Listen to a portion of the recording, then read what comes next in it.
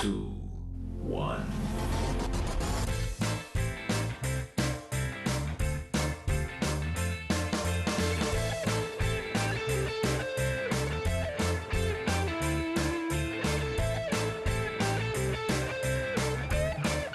Hello and welcome to Troy Trojan Vision's The Week That Was, where we cover the news and events for the week ending Friday, October 24th. I'm Paige Ray. Thank you for joining us. Earlier this week, an AI-generated image of Trojan Village 100 on fire was anonymously posted to social media platform Yik Yak. That post sparked controversy across social media, and even TUPD ended up chiming in. Simon Brown has more. These are the images that spark concern and confusion among students, faculty, staff, and parents. Around 1:44 Monday afternoon, the fire alarm in Trojan Village 100 went off due to a water leak. But that water leak soon turned into a full-blown inferno after an anonymous social media user posted images of the dormitory engulfed in flames. We've received multiple calls. You have to think that there are parents that live out of state that don't live in Troy that can't drive past the building and see that there's obviously not an active fire. It's that concern that has prompted TUPD to begin searching for the person or people behind the photos. My message is that you can face charges for it. So harassing communications is anything that is posted or sent, whether it's verbal, an image, anything like that, that alarms people. Despite Yik Yak's claim to offer users anonymity, Farmer says there are ways to identify the culprit. What I'm doing is getting a subpoena from the district attorney's office. It'll be sent to Yik Yak. That way I can receive the information of who actually posted the photo, and I can, get to them and hopefully explain to them that this kind of behavior is not okay. Whether we press criminal charges is yet to be seen, but I am looking into it to figure out who posted and generated the photo. While TUPD continues its investigation, students are sharing their own reactions across campus. At first I thought it was real, to be honest. AI is getting crazy. And then I inspected the photo a little more and you can kind of tell that it was AI. The photo that I saw had like a fence, and I'd never seen a fence in front of TV 100, so I was like, yeah, it's probably AI.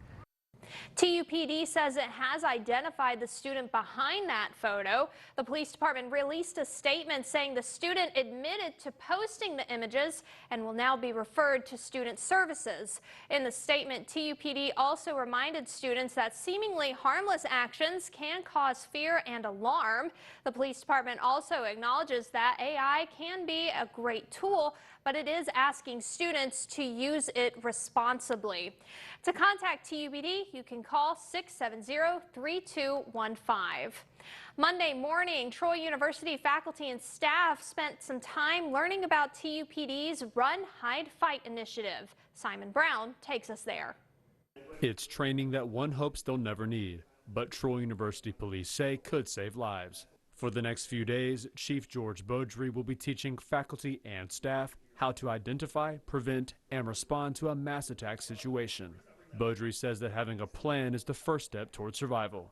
When I go to church on Sunday, I want to look around the church every couple weeks, and I want to just think, well, what if somebody came through that door, what would I do? The key is whenever there's that significant incident, if you haven't planned ahead of time, you are less likely to respond in a quick enough manner to make a difference. Run, Hide, Fight is Troy's widely used guidance for mass attack situations. Run and hide are both the ideal actions, both of which would grant a person safety. According to Beaudry, the final step, fight, is the last resort. I believe that we don't need to fight that person. We need to stop that person. We need to kill that person, because that's the way to assure that he's not going to shoot anybody else that day, stab anybody else that day, cut anybody else with an axe. It's just, I know it sounds harsh, but it is what it is. When we're at that level, you fight to the death. David Kirby, a lecturer in the Hall School, attended Monday's training. He also says the presentation served as a refresher. Since there have been mass shootings on campuses in the years that I've been teaching at a college, I've always kind of had it on my radar. Beaudry also told TrojanVision that an active shooter drill on Troy's campus is still in the works. As of now, there is no timeline for the drill. Simon Brown, Troy, TrojanVision News. Chief Beaudry later gave that same presentation on the Dothan campus as well as the Montgomery campus. And staying with safety news, Troy's Student Government Association says it is trying to address concerns coming from some of Troy's on-campus residents. One way it is doing so is via a recent town hall. Students and senators from the East and West housing districts met with Assistant Director of Housing Sabrina Foster to discuss problems that residents deal with. TrojanVision was not able to interview Foster, but spoke with McKinley Watford, a senator from the West Housing District. Watford addressed one of the most common problems that residents run into. Additionally, we also talked about roommates and how that is a consistent problem that they have just with people coming in with friends from high school that they didn't anticipate problems with. So one of our big takeaways was making sure that you choose your roommates wisely and know how, just consider those things before you plan accordingly. Tremaine Chapman is a senator for the East Housing District. He lives in Newman 100 and says he has had a hole in his floor for months. My friends keep joking that, Trey, you're going to go through the floor, and it's a big hole. I think it's really getting bigger. So she said you just put in a work order, and around a month or so, they will get back with you because it will take longer because they got to pull the carpet. Watford says students can expect more housing town halls in the future and urges residents to express their thoughts and concerns.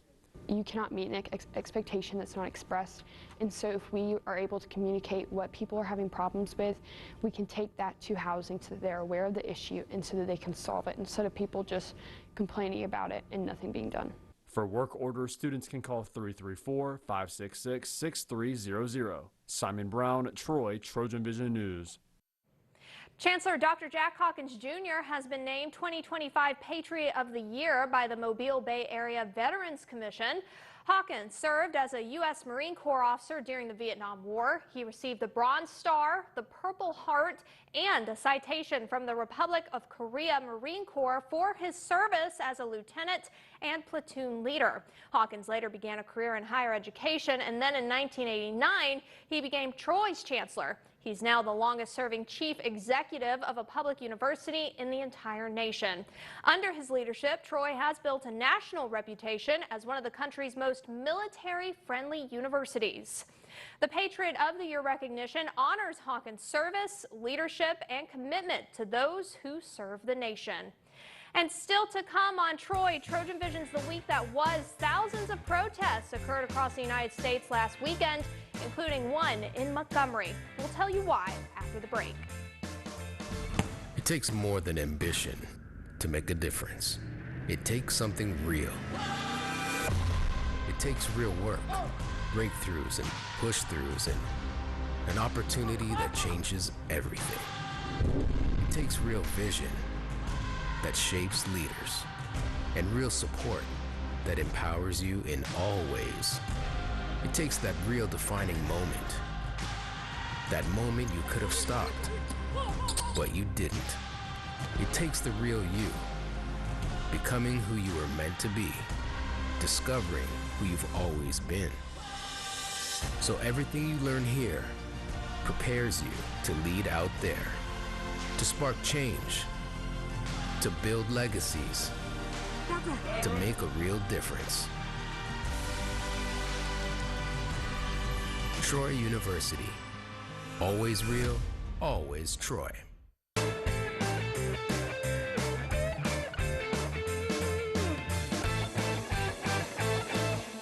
Over the weekend, millions of people participated in protests across the United States as part of the No Kings movement. One of those protests happened in Montgomery. Hunter Boozer takes us there. No kings, no crowns, no kings, no crowns. Hundreds of protesters took to the streets of the state's capital Saturday, calling for a change in the country. The message, no kings in America. No kings itself is, obviously we don't want a king, we don't want this silly little oligarchy that's going on, but also we want to bring our community together to know that we're not alone, we can work together to make change, and there are people actively working to make change.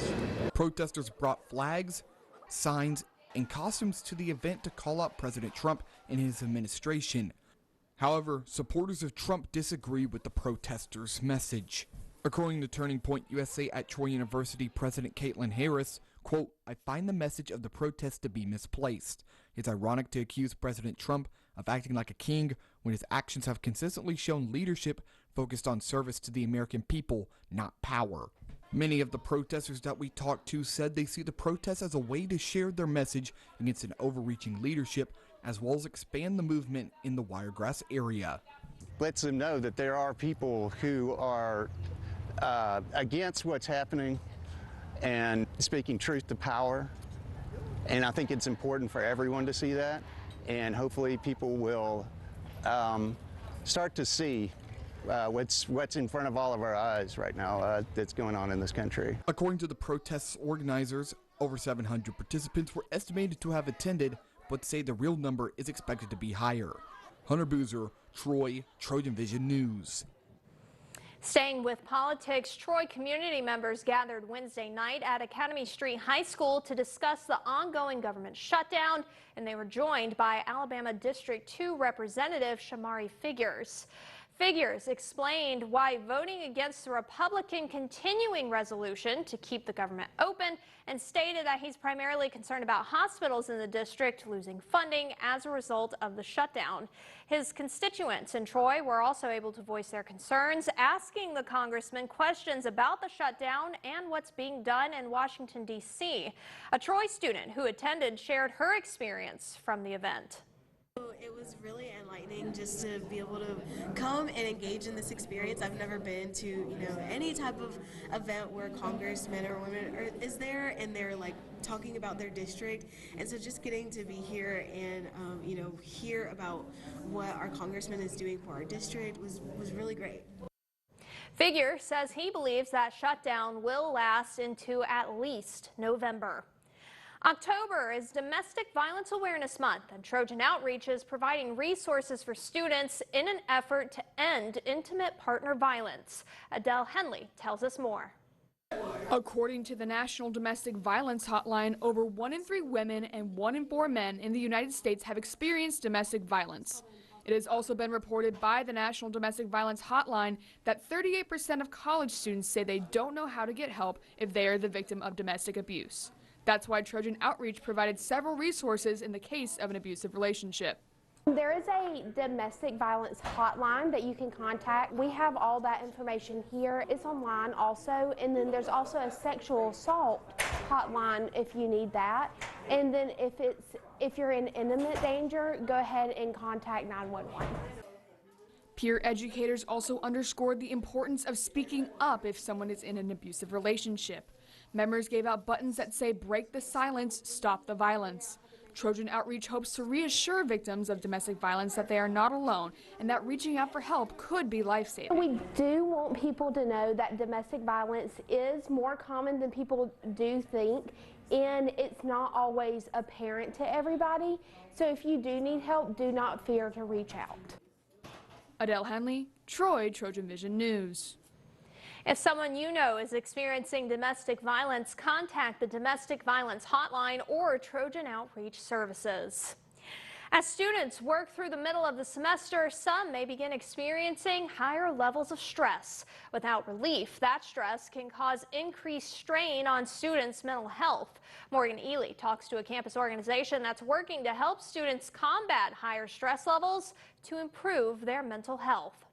Trojan Outreach is a peer-led initiative on Troy's campus offering stress management and mental health resources to students. Peer educator Sam Lawson says disconnecting can be the first step toward a healthier mental state. Going on a walk or just talking to someone, friends, family, really anyone. Having quiet time, kind of putting your phone down, maybe reading a book. I know no one really likes to read nowadays, but I mean, just kind of getting away from your phone, getting away from everything. Many students remind themselves that maintaining their mental clarity is all about their perspective. It reminds me that classes are not all that's going on, and so I can kind of chill out. Classes aren't the end-all be-all. You have to kind of zoom out sometimes instead of being so focused in. Daniel Vera shares one of his favorite ways to relieve the stress of the midterm season. Relax. Just relax. Take some time for yourself. One of the ways I do is I'll usually play through a variety of games, and that usually just helps me cool off for a bit. To learn more ways to relieve stress, students can call Trojan Outreach at 334-808-6806. Morgan Ely, Troy, Trojan Vision News. A reminder that Troy University does offer 24/7 care via its Timely Care app. In other news, an annual event used lighthearted fun to highlight a common and deadly issue among college-aged people. Ty Davidson has that story.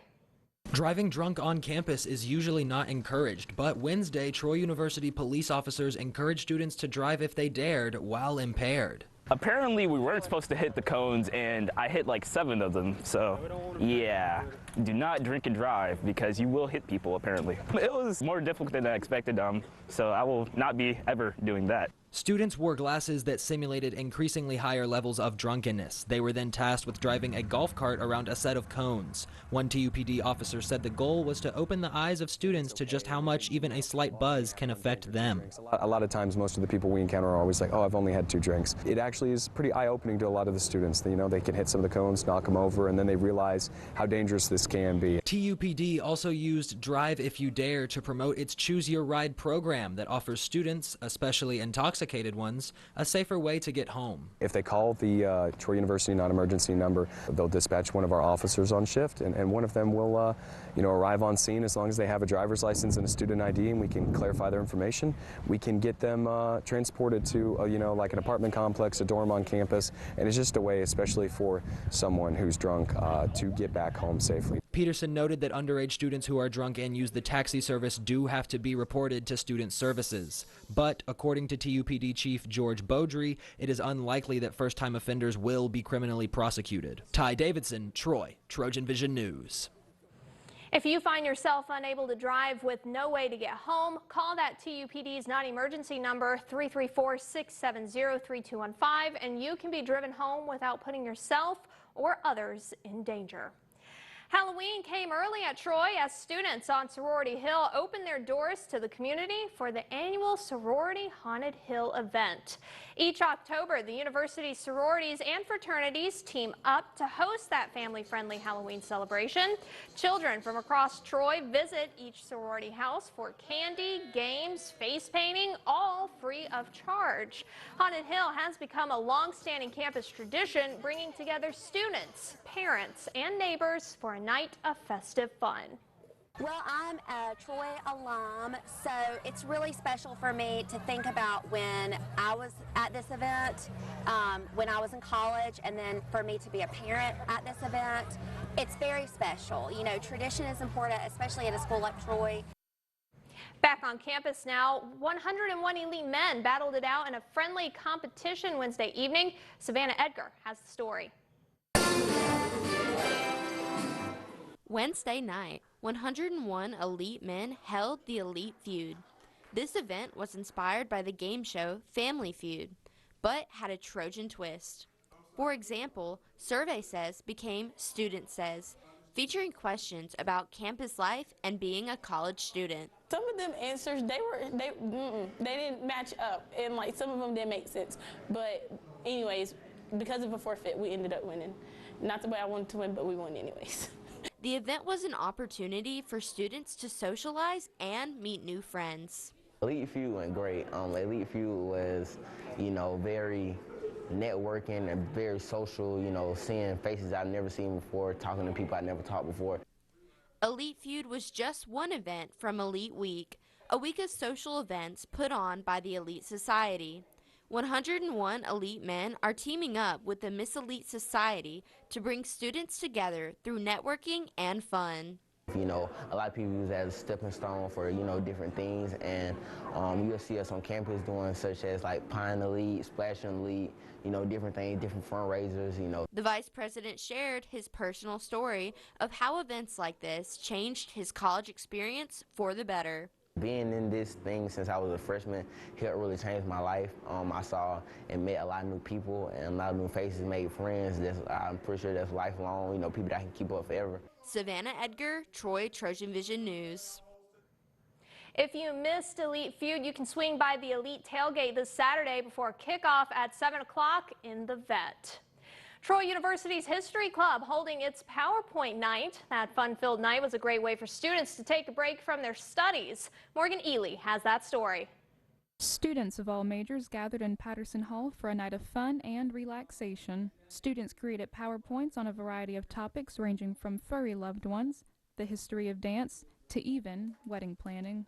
President of the History Club, Matilda Ziegler, says having events such as these can help students unwind from the chaos of their classes. We've just finished up with midterms here in the history department, so everyone's a little stressed out, and I thought it would be good for everyone to just kind of kick back and discuss things that are of interest to them rather than it being like a more academic event.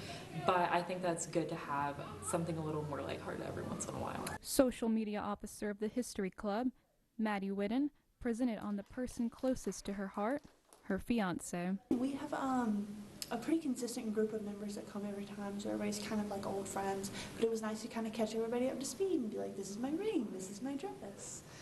It's really exciting. Wedding planning is really nice, and just like knowing and having that greater reassurance that I get to spend the rest of my life with my favorite person. Andy Kalasian, a senior here at Troy, brought a PowerPoint about her cat named Ladybug. Kalasian says events like PowerPoint Night help bring her closer to her Troy community. I really think it's just a way to get to know each other better. It really brings us together, because I know in class a lot of us just stick to ourselves. We don't talk to a lot of people. But now I know about Dawson, who I grew up with, but I only just met him as an adult today. And now I know something that he's really interested in. And I think that's great. Troy's History Club meets every Wednesday night at 6:30 p.m. in Patterson Hall, room 202. Morgan Ely, Troy, TrojanVision News. Troy's History Club will be holding a Halloween party during its next meeting in Patterson at 6:30. Next on Trojan Vision's The Week That Was, Troy University athletes spend the night turning a night of competition into community and hope for a good cause. That story is on its way, so stay tuned.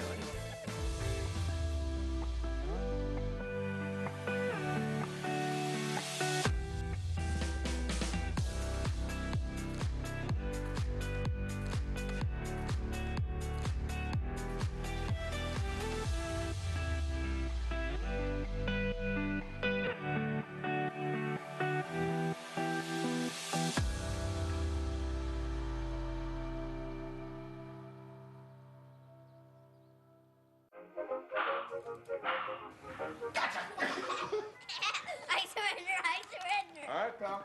Get ready for the day, buddy. Hey, Dad. Hey, Dad.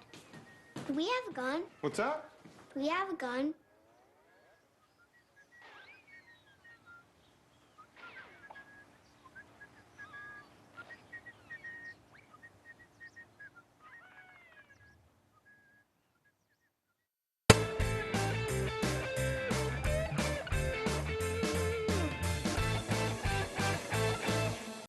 Strength comes in many forms. At Troy University's annual Bench Out Breast Cancer event, competitors used their strength to give back, turning a night of competition into community and hope. Maddie Bagdonis has more. For most athletes, lifting weights is about getting stronger. But at Bench Out Breast Cancer, it's about lifting for something bigger than themselves. It's a bench out competition where all the funds that we raise throughout go to the Breast Cancer Research Foundation, so the BCRF. We just wanted a way for student athletes to get re-involved with Breast Cancer Awareness Month, as well as kind of getting them out into the community with businesses. Participants and supporters stood shoulder to shoulder watching as contestants made their stand against breast cancer. Many of them shared their own experience with the disease. So powerful to see the whole community come out, not just student athletes, but we have the fire department and Troy Police, so it's just awesome. My mom is a recent survivor of breast cancer, so this year it hits hard. From teammates' motivation to friendly competition, athletes push themselves to new limits, combining power and purpose, showing Troy's strength goes beyond the weight room. I think this is great what they're doing. You know, that Sachs puts it on. They let me be a part of it to run it, and the kids to have fun, and all the different teams to be involved in one common theme and one common cause. Every lift supports the fight against breast cancer, showing that even Trojans have the power to make a difference. Maddie Bagdonis, Troy, Trojan Vision News. The Student Athletes Advisory Council raised $1,700 in the month of October for the Breast Cancer Research Fund. And over 1,000 films will soon make it onto the big screen as part of the 2025 Yellowhammer Film Festival. As Ty Davidson learns, the festival is an opportunity for not only filmmakers, but also the general public. Hello and welcome to this edition of Trojan Talk. I'm Ty Davidson and I'm here joined by Cole Patterson and Chris Stagel. Thank you guys for joining me. Thank you for having us. We appreciate it. All right, so you guys have an event coming up called the Yellowhammer Film Festival. Can you tell me a little bit about it? Sure. Back in 2020, we started the Yellowhammer Film Festival 2020-2021 for an outlet for students to get their work out there during COVID. And since then, it's just continued to grow year over year. And we're going into our 5th season now. And I think since its iteration, its first iteration, we've probably gotten around 1,500 to 2,000 entries. And so we recently became an international festival. And what we do is we showcase high school and student film and animation now from around the world, which started as a local festival, now has become an international festival. Wow, that's awesome. Can you tell me a little bit about the sort of events that are happening, that are going on at the film festival? Sure. Actually, Cole was a guest speaker last year. Do you want to talk about that a little bit? Yeah, so typically the breakdown of the event is we lead with a number of guest speakers and then go into a more traditional film festival. I'd say the highlight of getting to be a guest speaker was getting to impart not just knowledge of what goes into the film festival, but what goes into making contributions to it, submitting films and then getting to review them and deciding which ones make the cut to be shown and which ones deserve accolades. Well, guys, you mentioned there were going to be some guest speakers. Can you tell me a little bit about who is going to be there? Sure. We're going to have a couple keynote animation speakers. KJ Mathiasen, who is a professor of animation at the University of Central Florida, as well as Ty Primosh, who is a previs artist, and he works for Netflix Animation Studios. And we're also going to have a couple guest speakers from our premier sponsor, Studio 207.